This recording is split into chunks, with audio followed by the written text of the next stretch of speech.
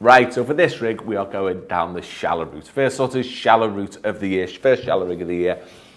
And my favourite type shallow rig, a proper old school shallow rigger through the water for catching eyed, roach, F1s, whatever. Before they get clever and you start missing a million bites, this is the sort of rig I want to fish. I mean, somewhere like where we are today at Western Pools, when there's a variety of species to be caught.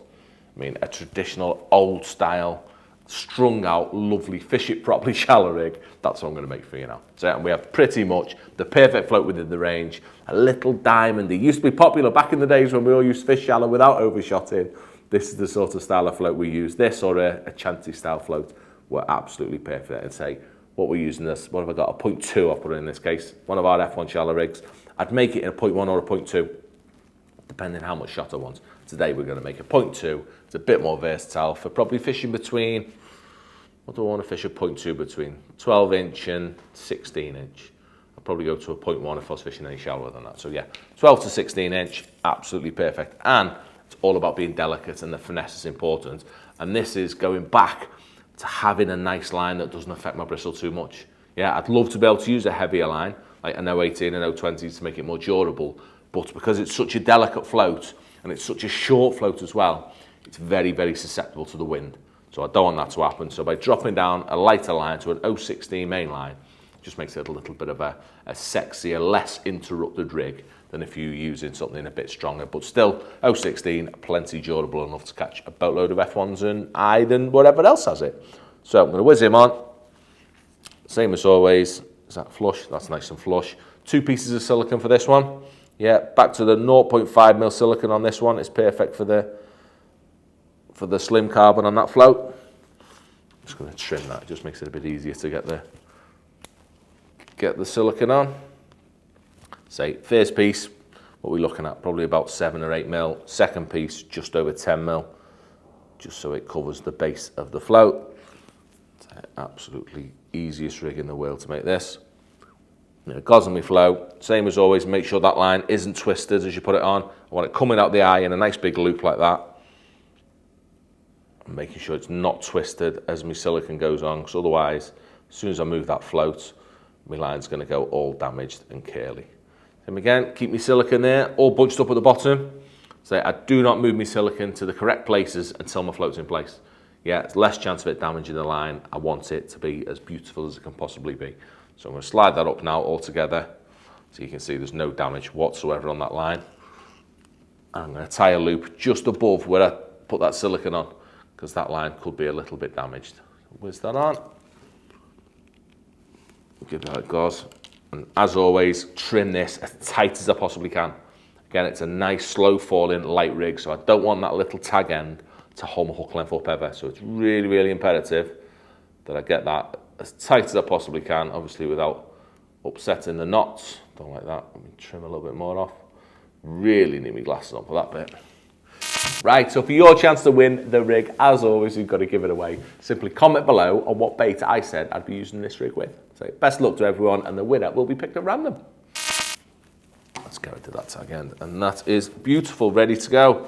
I'd say it's going to be a versatile rig, this as well. It's not going to be a rig that I fish in exactly the same way all the time.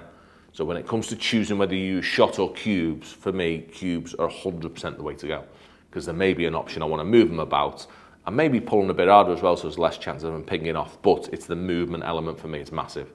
Yeah, I'm never ever a fan of moving shot. They don't want to be moved, they don't like it, they damage your line so much easier, regardless of what shot you're using. Cubes don't do that, which is why we're going to use them for this one. And really, really simple, it's just a case of 4 number 10s. So I know with a 0.2, try and not spill these all over the gaff. There we go, let's get 5 out, because I'm going to drop on, no doubt. Going for it. So shot this up, really, really simple. I'll do this all in one as we go. So shotting for this one, I'm going to have one just above my hook length. So I'm going to have one just above my loops, if I can see what's going on. So that's so important for showing your bites up. Yeah, so the first one, number 10, right above them, above the loop. The next one will all depend on the depth. Yeah, and I'm going to go a little bit deeper in this case, so I'm going to go to sort of like 16 inch that I'm going to fish it in. And I'm actually going to put another one middle of my rig, just for a little bit deeper, and that one may disappear. And what I mean by that is, at the minute, I've got one in the middle of my rig. So I've got one at the base, one in the middle of my rig. Move that down a little bit so it doesn't mess my OCD up. And then the other two are going to go right beneath my float. Yeah, because that just gives it a nice fall still, but those shots are going to show my bites up nice and quick that I'm going to get off F1's hide, whatever else, when they're being a pain. What I will do though, obviously if I go a bit shallower, if I go to fish sort of the 12-inch bracket, then that the middle shot will go under my float as well. So it cocks my float really quick. I'm fishing really quick, but I've still got a bit of a nice fall going on, but I can still see my bites because I've got a little bit of shot down that line if I need to do that. And then yeah, 2 number 10s, in this case, right under my float. And that there, ready done. So it's a little bit deeper than what I'd want, but it'll look on the screen for you lot. It looks nice and simple. Really, really simple rig, generic for catching whatever you want shallow. In terms of hook length, have a play about flipping it. You can write a book on what size hook length you want from that.